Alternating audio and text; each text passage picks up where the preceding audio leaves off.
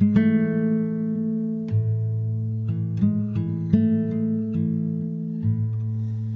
right, everybody. Welcome to RECO12. This is Justin, and I'm an addict, and I've been actively working the steps in the rooms of recovery since September of 2013 and grateful to be sober one day at a time, thanks to my God, the steps, and the fellowship of other addicts. RECO12 is an organization with the mission of learning and sharing the similarities of addiction and of all kinds, and gaining and sharing tools and hope from others who are walking a similar path. Speakers from our past meetings have represented many, many fellowships and identify with addictions with such variety as alcohol, drugs, food, sex, gambling, theft, just to name a few. Each Friday at noon Central Time, we hold a live lunch hour speaker meeting with a recovering addict from anywhere on earth, pertaining to any or no faith tradition, and with any background, who shares their experience, strength, and hope on a specified recovery topic of their choice. Typically, they share for 20 to 25 minutes, and then we, the live audience, get the opportunity to ask questions of that speaker for another 20 to 25 minutes. This week, we're doing it a little bit differently. I am out of town, and with my grandmother celebrating her 90th birthday, and really excited to do that. So instead of our regular live speaker meeting, I'm pulling up an old one that was really powerful to me, and I've gotten a lot of feedback on this one throughout the last couple of years that we've been doing this. This is way back from meeting number 21 with Damon W. He called this Controlling the Controllables, but I think what most people remember this as is Be a Coffee Bean. What a powerful story he has, and his story is going to, well, hopefully make a big impact in your life as it did in mine and in many others who did this. Also, before we get started on that, starting March 4th, for 12 weeks, we will be doing a 12-week series on each of the 12 steps of recovery, and we will be getting people together for that. I still have a few steps that need to be covered. If you would like to speak on one of the specific steps of recovery, please send me an email at RECO12pod@gmail.com, and we can discuss those things. I'm rounding up just a few more to complete this out. All right. I am going to turn this over. This is a redo of the 21st meeting of RECO12, but enjoy it. It's a powerful one. If you haven't heard it yet, you will love it. Here we go.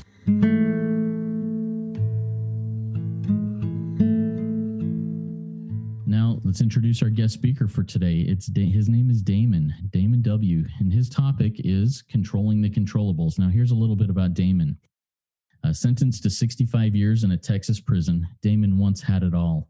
At 20 years old, he was a Division I starting quarterback. After a career-ending injury, Damon was, by all outside appearances, very successful. But it all came crashing down when he turned to hardcore drugs to cope with the disappointments of life. After a fateful discussion during his incarceration with a seasoned convict, Damon had a spiritual awakening. He learned a lesson about a single coffee bean that changed his whole perspective. Armed with a program of recovery, a renewed faith, and a miraculous second chance at life, Damon emerged from over 7 years of prison, a changed man. His story of redemption, grit, and determination continues to inspire many today, and I know it will inspire you, as it has me, as I've heard him speak before. Damon, take it away. The floor is yours. Hey, man, thank you very much for having me today, and I really appreciate the opportunity to share my experience, strength, and hope with the recovery crowd, because look, in my life, my program of recovery is everything. I mean, without a program of recovery, well, I'll fail. I mean, I know how much I'll fail in life. Hang on. I sneezed, sorry. And you can't catch COVID through the computer screen. Not that I have COVID, but you know how it is. Anytime someone sneezes in public or coughs or anything now, everybody's like on edge, you know, and it's like, we got to get away from that, because what we're doing is we're living in fear, and that's what fear does. A lot of the crazy things to you. My co-author and good friend on this book we wrote, The Coffee Bean, John Gordon. And John Gordon says fear and faith have more in common than just the letter F they begin with. He said fear and faith both believe in a future that hadn't happened yet. He said fear is a negative future and faith is a positive future. John's telling people all the time, choose faith over fear. And that's kind of like what we do in a program of recovery. You know, we work through our our fears and our resentments and our doubts. And we work through all the amends that we owe, and we make those amends. We get the baggage out of our life. And I didn't know anything about a program recovery early on in life. I didn't find out about a program recovery until I was serving life in prison on the Mark Stiles unit in Beaumont, Texas. And that's when I went to my first recovery meeting there. And, it all kind of opened up to me. One morning, we start off with that beautiful prayer, the serenity prayer. And there's so much in that prayer. And hearing the prayer before this morning that I heard it when this guy brought it into the meeting, I didn't really think about what it meant, but he came in that meeting. He said, "Hey, we're going to diagram the serenity prayer today." So I was like, "Okay, I'm game." So he says, "All right." So he says the first line of the prayer, he said, "God grant me the serenity to accept the things I cannot change." And when we talk about God, we're always talking about a higher power here. Let's just get that out there right now. So God grant me the serenity to accept the things I cannot change. He draws a line from one side of the chalkboard to the other in the prison chapel. And he said that line represents God's line. And he said, God's line, Damon, is infinitely long. He said, you can't fathom the size of this line. He said, but every time you try to grab something off of God's line, you hurt yourself and you hurt other people. He said, because God doesn't need you to play his role. God knows how to do his job. Stay off of God's line. And he said the second part of the prayer, the courage to change the things I can. And he went and erased a little inch out of that line. And he held his fingers up an inch apart for the whole chapel room to see. And he said, that line represents your line right there, the things you can change. He said, your little line, your little 1-inch line is called humility, because he said humility is defined as being right-sized. And when we are right-sized, then we can be useful to other people. And he said, and on your little 1-inch humble line are the things you control. The 4 things you control in life are what you think, what you say, what you feel. And he said, most importantly, Damon West, everybody's going to see what you do, your actions, what you think, what you say, what you feel, and what you do. Those are the 4 things you can change, the second part of the prayer. But he said the last part of the prayer was the most important for us addicts, is the wisdom to know the difference between the big line and this little bitty line right here. In my book, The Change Agent, my autobiography, The Change Agent, I have a chapter in that book called Not on My Line, because there's so many times a day that I have to remind myself, Damon, that's not on your line. During the coronavirus, during the pandemic, I'm sitting here as frustrated as everybody because, the world is shut down. Things aren't happening anymore. And you can't make sense of all this. But, the World Health Organization, the White House, the CDC, none of these people called me up and said, Damon, how do we fix this? I mean, I know how to fix it, but no one's calling me. So in the absence of that, I've got to look at the things I do control in life. And the 4 things I control, there's plenty on my plate to work on every single day. And that's what I've made a philosophy of my life to work on. Because whenever I was in prison, it took me a while to buy into this idea that I only control those 4 things. But when I finally did, and I said, hey, you know what, higher power, you got those other things. I'll take these 4 things, and I'm not going to waste any more time with things I can't control. Because when we waste our time, we waste the most precious resource we have is time. And once time is gone, it's gone for good. And all the money in the world can't buy 1 more second of that stuff that we call time. Let me tell you a little bit about time and doing time. So on May 18th, 2009, I'm in front of a jury in Dallas County. And this jury has just listened to 6 days of overwhelming evidence of my guilt of the crime of engaging in organized criminal activity to commit burglary of habitation. I was a serial burglar, a meth addict, breaking into people's houses all over Dallas. And this jury's looking at a guy across from him that had everything going in life. Y'all, I had a great family. I was a star football player, played Division I college quarterback, worked in Congress, worked for a guy running for president, worked on Wall Street, training to be a stockbroker. But it was at that job as a broker I was introduced to meth for the first time. And when that happened, when the introduction of meth came into my world, it consumed me. I tell people all the time that addicts for the most part, we're not bad people. We're sick people that do bad things. And in the disease of addiction, well, we have a 3-part thought process. First the addict has a thought, then it becomes that obsession, and then you make it physical. And that's what I've done in my life as an addict. I'll use an I statement. That's what I've done in my life.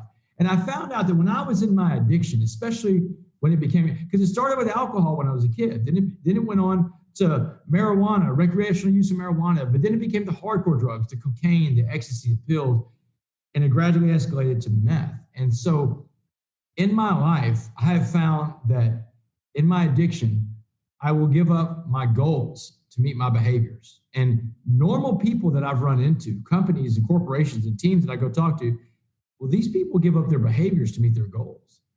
But when you're in your addiction and you don't have a program recovery, that's not the world you know. The world you know is consumed by that obsession for whatever it is, to put your addiction in.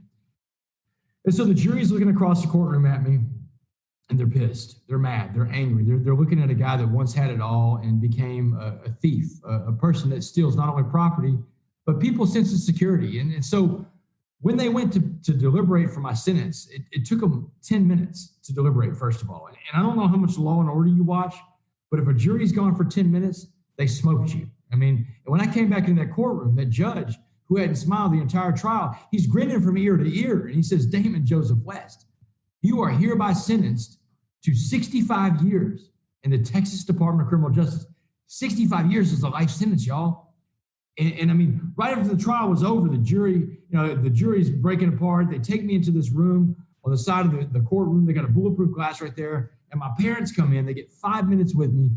And my mom does all the talking. And she's telling me, she's like, baby, debts in life demand to be paid. She said, you just got hit with one hell of a bill from the state of Texas. She said, but you did the things they said you did at that trial, Damon. So you have to go and pay that debt to society. She said, but you owe your father and I a debt too. She said, Damon, we gave you all the opportunity to love and support, to be anything you wanted to be in life, and that's how you repay us. She said, it's not going to work. She said, so here's the debt you're going to pay. When you go to prison, you will not get in one of these white hate groups, one of these Aryan Brotherhood type gangs, because you're scared because you're the minority in there. She said, it's not going to work. You were never raised to see race, and you won't start now. She said, you will not get any tattoos while you're in that prison. And y'all, I was in prison for almost 10 years, and these guys want to tattoo every inch of your body. And every time these guys would come up and hit me up for a tattoo, I'd have to tell them the same thing. Man, I can't do it because my mom said no. Because my mom told me that day, May 18th, 2009, she said, no gangs, no tattoos. You come back as the man we raised, or don't come back at all. And that's a toll, and I agreed to this, but I don't know what I've agreed to with my mother. So, I go back to the pod in Dallas County Jail, and I'm asking all these guys that have been in prison before, how am I going to survive? What am I going to do?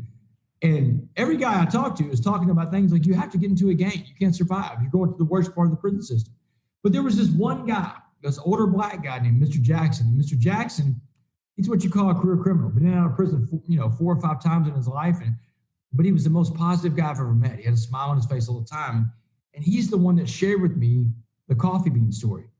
He said, I want you to imagine prison as a pot of boiling water. And he said, anything we put in that pot of boiling water is going to be changed by the heat and the pressure inside that pot. He said, I want to put 3 things in that pot of boiling water and watch how they change: a carrot, an egg, and a coffee bean. So he said, first things first. He said, if I put a carrot in that pot of boiling water we call prison, he said, what happens to the carrot? And I said, well, the carrot turns soft, Mr. Jackson. He said, that's right. He said, the carrot goes into the water hard, but the prison, the water, changes that hard carrot, turns it soft and mushy and weak. He said, the carrot got beat, he got robbed, he got raped, man, he may have gotten killed. He said, you don't want to be the carrot in prison. He said, what about the egg, West? And I said, well, the egg turns hard, like a hard-boiled egg. And he said, that's right. He said, the egg is a shell that protects it physically, but inside that shell, that soft liquid core, his heart becomes hardened. He said, if your heart becomes hardened, you're incapable of giving or receiving love. He said, if you're incapable of giving or receiving love, you have become institutionalized. And you will not come back as someone your parents recognize, because your eggshell will have swastikas tattooed all over it. And that's when he asked me, he said, what about the coffee bean? And I had no clue what happened to a coffee bean in a pot of boiling water. And Mr. Jackson told me. He said, if I put a coffee bean into that pot of boiling water we call prison, he said, now you have to change the name of the water to coffee. Because he said the coffee bean, the smallest of these 3 things, he said, small like you, West, had the power to change the entire atmosphere inside that pot. He said, because the power was inside the coffee bean, just like the power is inside of you. He said, everybody in life puts out energy, negative or positive. He said, whatever kind of energy you put out, you attract back. It's called the law of attraction, and it works. And he said, so if you want to walk around prison all the time with a mean mug on your face and a scowl all the time, He said, all you're going to do is attract the most dangerous and negative people into your world. It can be a very dangerous, even deadly endeavor where you're going. He said, but Damon, if you walk around that prison with a smile on your face and you let those guys know they can't get to you, no matter what they do, they can't get to you. He said, you'll change prison from the inside out. And he said, the best part about it is the other coffee beans in prison, the other positive inmates, they'll find you because of your energy. And the last thing Mr. Jackson told me before I got shipped off to the Texas Department of Criminal Justice to go serve my life sentence, he looked at me and he said, West, go out there and go be a coffee bean. Be a coffee bean. Man, if this old man was shooting me straight, if this old guy was telling me the truth, that meant that the power was inside me, that the power wasn't in the hands of the criminal justice system, it wasn't in the hands of the guards or the other inmates, that the power was inside me. And if the power was inside me, truly inside of me, that meant that no matter what environment I'm in, even a maximum security prison, that I won't just survive in that environment, maybe I could thrive in that environment. And I got my chance to find out, y'all. Prison was the hardest and most dangerous thing I've ever been through in my life. I pulled no punches about it. In my book, The Change Agent, I described the first 2 months of prison. It was a living hell of terror and violence, y'all. But when that violence was over, it took 2 months for me to earn my right to walk alone, to not have to join the white gangs. I fought the Nazis and I fought the black gangs for my right to stand alone and be independent. And when that was over, when they finally let the violence off of me, I got a chance to work on myself and I got a chance to become that coffee bean. And it was just in time because I asked Mr. Jackson before leaving Dallas County Jail, what am I going to find more of in prison? And he fired off without hesitation. He said, eggs. He said, the egg is a natural evolution of the human being inside the environment you're about to go into. And he said, you will probably become an egg too. And y'all, after 2 months in prison, I was becoming that egg. And I didn't want to be that egg. I wanted to be that man that my parents had raised, but I didn't know how. But guess what I found in prison? A program of recovery. And then I started getting the answers. Then I started understanding why it was that I would lay in my bunk at night with my cellmate, who was a cocaine dealer in prison. This guy would sell cocaine in prison, but he would do his own stuff. And I'm watching him get high one night. He's bouncing around in a little 10 by 12 cell, which, by the way, it's not a good place to do cocaine. It's a 10 by 12 cell. I mean, you can only clean up a cell so much with a toothbrush. I mean, there's not much room to move around. But this guy's doing coke one night, and I remember thinking to myself, as I'm reading the Bible, I think, man, I used to love doing cocaine. And you know, cocaine was a fun drug. And then I'm like, what am I doing, man? I'm serving life in prison, and I'm talking about doing drugs again. Obviously, I need more help. So I sign up to go to an AA meeting in prison, an AA-NA meeting that comes on Wednesday mornings. And I got my slip of paper, my lay-in that says to go to the chapel Wednesday morning at 7:30 for your AA-NA meeting. And I remember looking at this slip of paper, and I'm an addict, y'all. I got crazy thoughts in my head. When I'm looking at this, it says, be the chapel. And I'm thinking, man, the chapel? Man, there's 3,000 people in this prison unit. 80% of the people locked up have substance abuse issues. They can't have this meeting in the chapel. That's 2,400 people that are going to be at this meeting. And this is going to be, we got to hold this in the rec yard. It's going to be like a Rolling Stones concert. They're going to bring guards in from another unit. Everybody's going to be at this AA meeting in the morning. Y'all, when I got to the chapel that Wednesday morning for that first meeting, I knew that I was in the right room inside that prison. There were 50 other guys and me that came to work on the disease of addiction that day. Various diseases of addiction too, by the way. It's not just limited to AA and NA. It was every kind of addiction you can think of, but only 51 guys out of 2,400 potentials got up on Wednesday mornings to work on themselves. And I knew I was in the right room. And that's when I had the thirst of understanding myself and understanding this disease of addiction. And I got tools in my program recovery. You know, I became that coffee bean inside that prison. And there's 5 ways that I became that coffee bean. And the first rule of being a coffee bean was about having positive body language. This is one of the controlling the controllables. You can help control the energy in a room, every room you go into, with your smile. I found that out in prison. And what happens when you smile is you're releasing endorphins inside your brain. You're releasing a chemical that makes you feel good already. And other people see you smile, they read your body language, and they smile back. And what happens in these rooms full of smiling positive people, even in a prison full of smiling positive people, negative people get 2 choices. Most negative people in a room full of smiling positive people, you know what they do? They get with the program and become positive too. But you know why? Because human beings have this inherent need to want to belong and be loved. At the core of being human, we want to be part of the pack, part of the herd. We don't want to get left behind. But there are the exceptions, the ones I call the hardcore, hard-boiled eggs. These people you can't penetrate no matter what you do to find out what ails these people. In a room full of smiling, positive people, they get out of the room. They quit. They quit their teams. They quit their jobs. They quit their school. They quit their organization. They don't want to be around that kind of positive energy. And you know what? That's okay, because you have to work on yourself. The only person you can control is you. And so you have to work on yourself, but you've got to create that positive energy everywhere you go. First for yourself, and second for those around you. The second rule of being a coffee bean is getting up every day and working out on yourself in 3 areas: spiritually, mentally, and physically. What does this mean to spiritually work out? When I get up in the morning, I say the same prayer that I learned when I got into recovery, that recovery group in prison. It's the same prayer I say today. It's the only thing I pray for every single day. I ask my higher power, I say, hey, put in front of me what you need me to do today for you, and let me recognize it when I see it, because I don't want to miss that. And I don't ask for anything else from my higher power. Do you know why?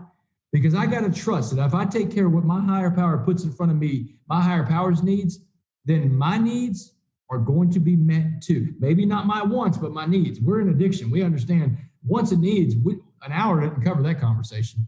So my needs are going to be met because I'm taking care of what my higher power needs me to do. Now, mentally working out. That means what kind of books am I reading? What kind of videos do I watch? What kind of websites do I go to? My social media feed. What am I feeding myself? You are what you eat. That's not just about food. That's about everything you put in this brain up here. And you control that. What are you feeding yourself mentally? Look at our country right now. Our country is sick. And I'm not talking about any one political side. I'm talking about both sides. People screaming at each other, yelling at each other. We can't find common ground. That's not normal. But it's because people choose to feed themselves negative things. And that's a choice. And speaking of feeding yourself physically, take care of yourself. Try to eat the right food. Get enough rest. Get a little exercise. You get one body. You can't give what you don't have. So spiritually, mentally, and physically, coffee beans get in shape every day. Third rule of being a coffee bean is the secret to life. And the secret to life is called servant leadership. And servant leadership is helping other people achieve their goals in life, helping to raise other people up to a different station of life. Because when we're helping other people, that's when we are at our best. That's what we are called to do, by the way. That's what your higher power needs. And when we're helping other people, by the way, we're not bogged down in our own problems. When we find a way to get outside of ourselves, outside of self is where this recovery happens. Growth takes place outside those comfort zones. And spiritual growth takes place out there too. Servant leadership is the secret to life. And the most fundamental necessity to being a servant leader is humility. Humility. That one word, humility, that being right size. The fourth rule about being a coffee bean is the one I gave to you a while ago. It's about the 4 things you control in life: what you think, what you say, what you feel, and most importantly, everybody's going to see what you do. How well can you stay on your line every single day and stay off of your higher powers line? That's the real test every day of controlling the controllables. Because when you veer off of your line, well, you're not watching the stuff that's on your line. And what happens? Well, I'm going to tell you what happens next, because the 5th rule about being a coffee bean goes right into that. The 5th rule about being a coffee bean is what I learned when I walked out of prison.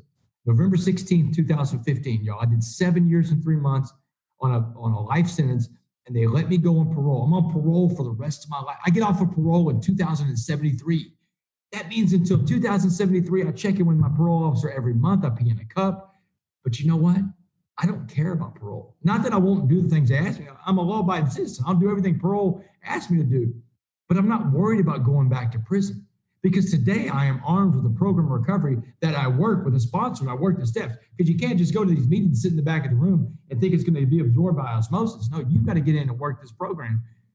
But today I have a program of recovery, and today I'm a coffee bean. And I'm telling you, the 5th rule about being a coffee bean is this: your past does not define you. Your past wins don't matter, and your past losses don't matter, because your past is your lesson, a lesson that you learn from and that you teach others with. You give away that lesson. That's what we talk about in the rooms of recovery. You got to give it away to keep. That's your lesson. The present today is a gift. And when I say a gift, I don't mean a gift for you. It's a gift for what you could do for other people. How much did you do today to pack into the stream of life? What did you pack into the stream of life today? Were you a good person today?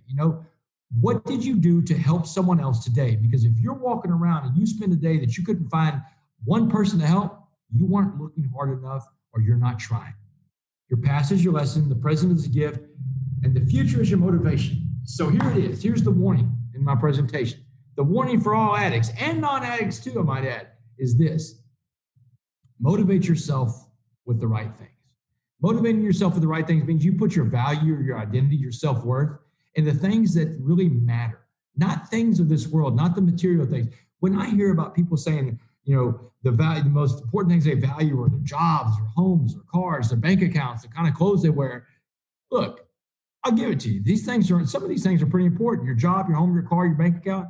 I get that. But guess what? You could downsize all of those things and still live a happy life. But you can't downsize yourself.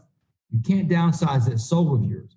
And what happens is when people put their value, your identity, your self-worth in the things that can be taken away from you in a pandemic, in an economic depression, in a prison sentence, then you become a prisoner too. And what I'm about to tell you, you can take from the perspective of a guy that lived almost 10 years in a maximum security prison, or the fact that when I got out of prison, I went back to school and got my master's in criminal justice. Today, I'm a professor at the University of Houston. I teach a college class at the University of Houston downtown called Prisons in America.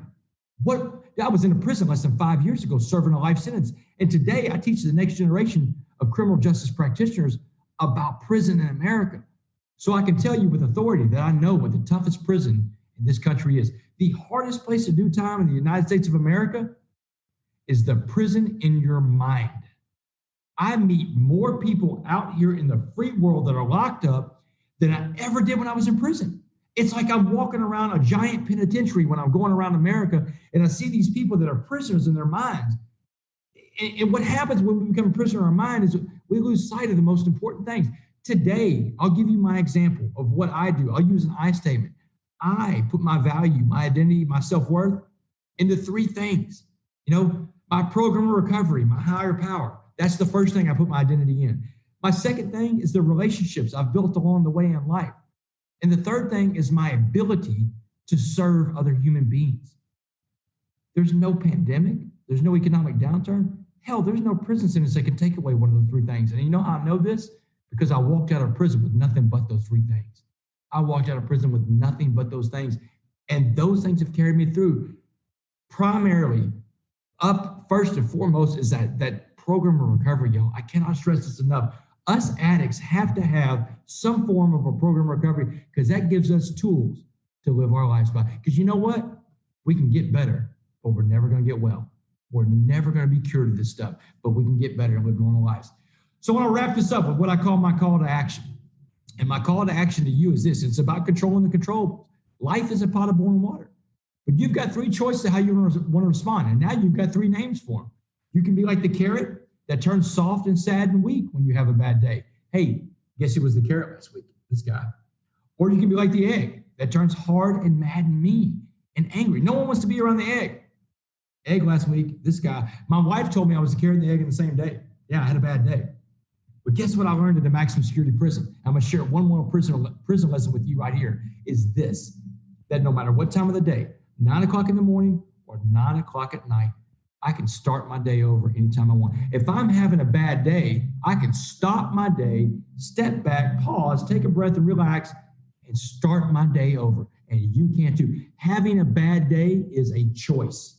You choose to have a bad day because you can stop your day, start over, and then run and jump into that pot of boiling water called life. And you tell life, you know what? Turn it up. Turn the temperature up. I got this. And the longer the coffee bean sits in that pot of boiling water, the stronger that pot of coffee is going to be. So my call to action, each and every one of y'all today, is this. You go out there and you go be a coffee bean. Be a coffee bean. Thank you very much. Holy crap, Damon. That was awesome. Thank you so much for that. Awesome. I loved a lot of those things that pretty much everything you shared. And we'll get to that. I've got some questions, and if anybody here in the live audience has questions, please, once again, reminder, type them in the Q&A bubble at the bottom of your Zoom screen. Looks like two speech bubbles overlaid with each other, and we'll get those asked to Damon. Before we get to those questions, Damon, if you wouldn't mind taking just a minute to share a little bit about the fellowship, the recovery fellowship you belong to, and how that, and you've already shared some of this, how it helps you today, but how does that help you today being a part of that fellowship? So when I was in prison, I was locked up in the town, right by the town I live in now, Beaumont, Texas. I grew up right by Beaumont, and I live in a town. I live 4 miles from my prison. To be honest, I jog by my prison to this day. I'm on the other side of the rec yard this time. Yeah.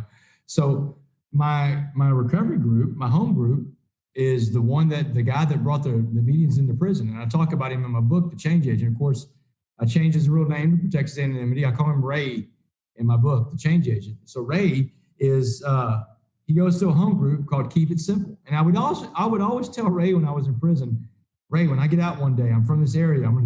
Your home group's gonna be my home group. And man, these guys bringing an AA meeting into a prison. These guys get lied to more than the police, man. He's like, yeah, sure, man, whatever. Yeah, I'll see you there. November 16, 2015, almost 5 years ago to this day, I walked out of prison. Not necessarily a free man, but free from physical prison. And I went to my first meeting in the free world that night at the Keep It Simple group. And when I walked in the door, Ray looks at me and his jaw drops to the ground. He's like, you made it. And I'm like, yeah, man, I made it. I told you I'd be here. And I said, and I was in tears. I was like, man, I need a sponsor. I don't want to go back. I can't go back, but I can't do this alone. I need this program recovery on the outside, and I need a sponsor. And he said, I'll be your sponsor. He said, if you're willing to go to any lengths to stay sober, I'll be your sponsor. And I said, I would do it. And so now today I go to the Keep It Simple group in Beaumont, Texas. It's an AA group. That's my 12-step program recovery that I go to. My sponsor is there. We stay in close contact. I do a lot more traveling now. And when I'm traveling on the road, I do a lot of big book stuff and daily reflections. I carry both of those around with me. I try to make 2 to 3 meetings a week still. I work with Ray with the steps. I try to run through the steps at least once a year because I got to clean that baggage out of my life. And what I learned about my life in recovery is that I've got to keep my side of the street clean.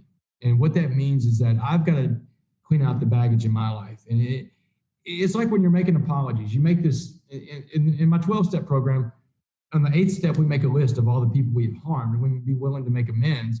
And on the 9th step, you go and make those amends if you're not going to cause anybody harm by doing it. And I've learned a very valuable lesson on making amends in that 9th step is that no one has to accept your apologies. That's not part of the deal. The only part of that equation that affects you is you have to be willing to sincerely make those apologies to other people. And I did. And there's some people that told me you were sorry SOB then, and you're a sorry SOB now, get out of my face. And my response was only, okay, thank you. Because now my side of the street is clean. But the other part of having a program recovery that's helped me out is this. So 13 months out of prison. It was December 2016. Been out for 13 months. And I'm at a Christmas party with my friend and his wife. And people drink around me all the time because it's me that's got to change, not other people, right? And I go to AA because alcohol was my first problem that I ever had with addiction. Before there were the drugs, it was alcohol. I was a raging alcoholic when I was a kid. And so I'm at this party. People drink around me all the time, not a big deal. But my friend's wife is drinking a glass of red wine, and the grapes are so strong in this wine that I could smell the grapes from about 2 feet away. And man, I start thinking to myself, man, her wine smells good, and I bet it tastes really good.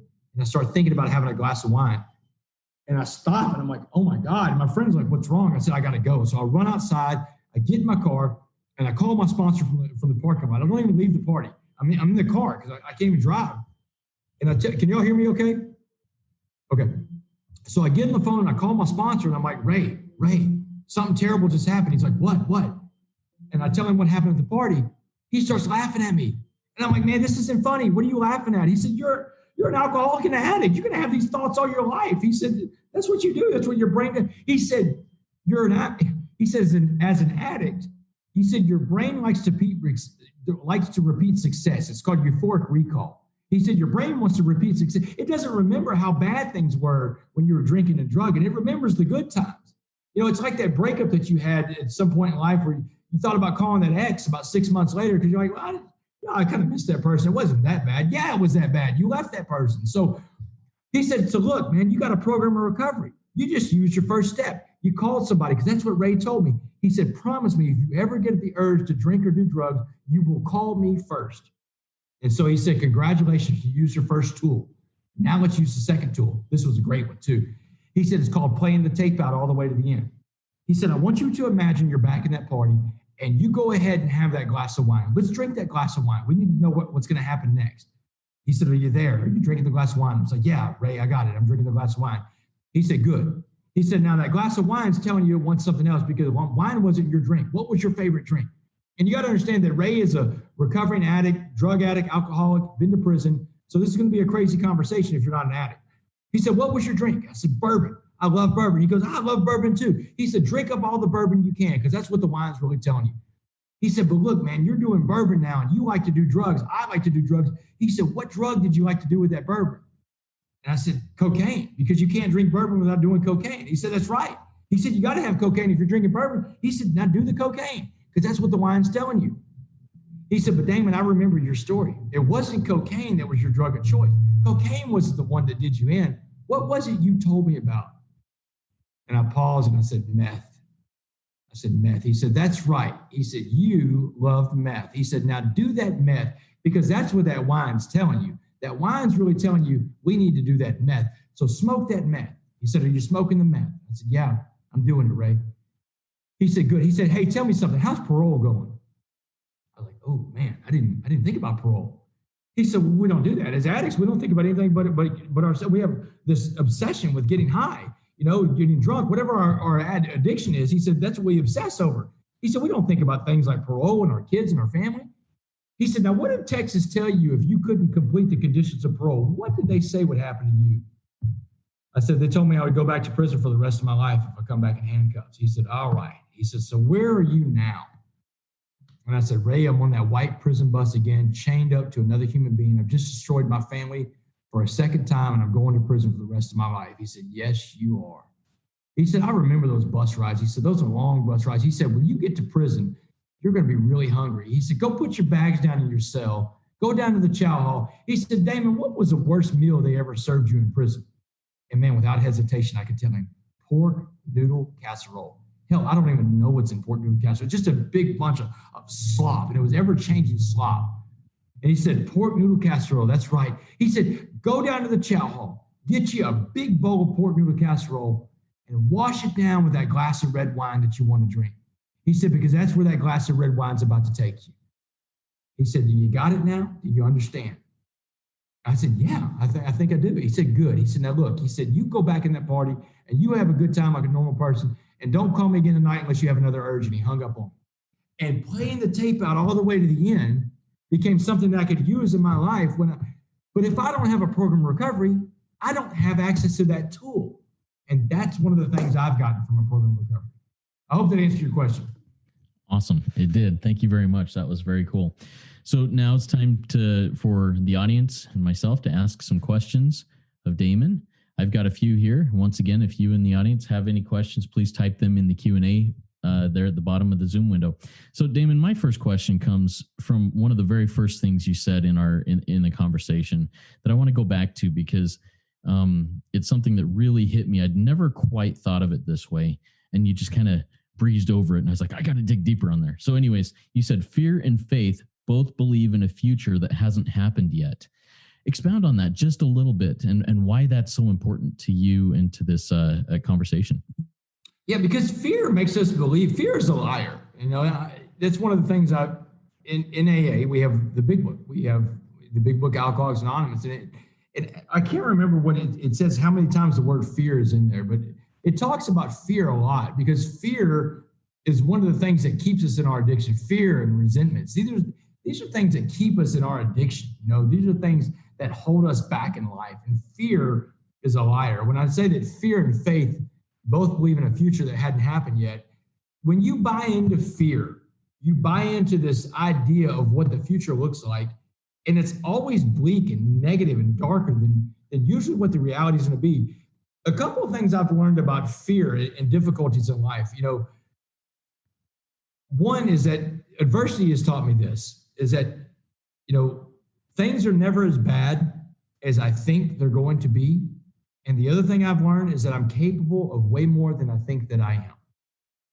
And if I buy into fear, then I lose sight of both of those things.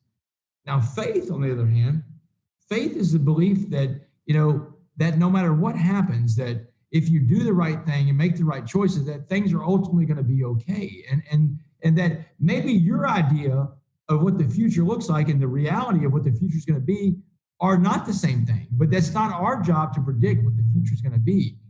But you have to have that faith, that faith to go by, that your higher power, that your higher power is there working in your life.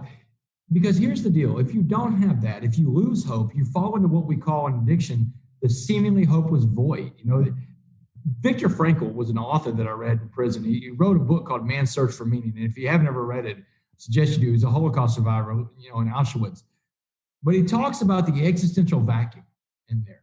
And the existential vacuum is a vacuum of void that sucks up our entire existence. It's like a giant black hole in your life that can become when you lose hope. You can't ever lose hope. And that believing in faith is where hope is. And you can't lose sight of that. Fear throws hope out the window. Awesome. Thank you. Another question I have here. The diagramming of the Serenity Prayer was really cool. I like the God's line, my line, and your statement that you mentioned there. That's not on my line. I don't need to worry about that. So often I find myself sitting on God's line and having that thought of, this isn't in my control, but it's not on my line. I've never thought of it that way. But how do you get off of God's line when you're firmly there going, I need this to change right now? How do you make that change of perspective in your own life? That's a good question, Justin. And here's the thing that I've learned with this is that I am powerless over my disease of addiction. It's that first step, that you're powerless over. And the other part, though, is that second part that people forget about. The first part of the first step is that you're powerless over. The second part of that first step is that your life had become unmanageable. I can't tell you how many times I came back from an AA meeting in prison and I'm talking to guys in the day room and I'm telling them about what I learned in my program recovery. And these guys are addicts too. And they'll tell me, hey, you know what? Yeah, I can see that I'm powerless over it, but my life's not unmanageable. And I'm thinking, dude, you're wearing a white prison outfit. You're waiting for a guard to tell you when you can take a poop, when you can go to the shower, when you can go to the store, when you can go to chow hall, when you can pretty much do anything. You got to wait for someone to tell you that. That's the height of unmanageability. And, what I've learned in life in my program of recovery is that second part, the unmanageability, that I sometimes need people around me to tell me when I'm in that unmanageable zone. Because if left to my own devices, I can convince myself of pretty much anything. I think it's why in the fifth step, the fifth step of my program of recovery, it says that you told another human being about your shortcomings in life. You tell them, you actually say it out loud, because now we're outside of our heads and we're telling it to another person. And that person, when Ray was reading back my fears, for example, he read back fears to me. And when he read it back to me, I'm like, well, that sounds stupid. He's like, well, you wrote this. I didn't write this. He said, you wrote that down. I said, well, it sounds stupid coming out of your mouth. He said, well, that's because it's stupid, but you need to hear someone else say it. And so when I'm on God's line, and I'm doing a role that's not mine, sometimes you need people around you. This just goes back to why we need recovery. We need people around us. We need a group around us that understands our disease of addiction and says, hey, you know what? Maybe you're not living in recovery right now. And maybe you're in danger of relapsing because of where you are right now. We need people. It's the reason, Justin, why I tell people all the time, I get a lot of religious people that are drawn to my story, and I get it, man, because there's a huge faith aspect. And I'm a Christian. I mean, I don't go around trying to convince anybody to be a Christian, by the way, either. I think you can be whatever you want to be or not believe in anything at all. That's your choice. But there's a lot of like evangelical crowd that will latch on to the story and they'll get in touch with me and they're like, well, look, I just, I don't like how you talk about a higher power and you don't call it God. And I'm like, look, man, here's the thing, that there's going to be a lot of people of different backgrounds that come into addiction, and we don't want to lose them because we force them into a way of believing that we believe with a faith. And I tell them it's the same reason why I saw so many people in prison and so many people out here that come out and say, well, I've got Jesus, I'm going to be fine. And I've got religion, I'm going to be fine. No, you're not. For the most part, if you're a real addict like me, you're not. Because when you go to your priest, your pastor, your rabbi, whatever it is, and you tell them, hey, I've got these incredible urges. I can't stop thinking about getting high or getting drunk or going into my addiction if it's sex or whatever it is. I can't stop thinking about it. I'm obsessing over it. You know what they're going to tell you to do? Go pray. Go pray. Let God take that off your hands. You know what? Some things you need more than just prayer. Sometimes you need other people around you that suffer from the same things you suffer from to tell you, hey, you know what? Those thoughts are okay. And let me tell you how I got through it. That's where I think that when I get on the God's line, because I do it too, man, I'm a human being. I get on God's line, I want to dance around up there and I want to do something. But I need people to pull me back down, and it's going to be those people in the program of recovery that pull me back down. Beautiful. I can't even say how many times I've been told by my religious leaders, just pray harder, go to church harder, read your scriptures harder, those types of things. And those are all great things to do, but they weren't the solution, capital S solution for me at that point. And if they were, that everybody would be able to do it. It would be okay. And we wouldn't have as many problems with addictions as we do, but it's because us addicts might need something more. And religion is great. I've got a family. We go to church. We raise our stepdaughter in a church because there's great values. And religion's great, but religion's a man-made concept. Your spirituality is your conscious contact with your higher power. And that's something that's inside you. And that's something that when you go to a group of people that have the same idea of what the higher power does in the program of recovery and the powerlessness of it all, powerlessness, man, that's the key word with what we're talking about here. We don't have power over this stuff. And if praying worked, Justin, then everybody would be okay. But it doesn't work for everybody. Right. Very cool. We had a question come in from one of our live attendees here, Evan. He says, and this is a step-specific question, so interesting. Do you have any tips on how to work step 10?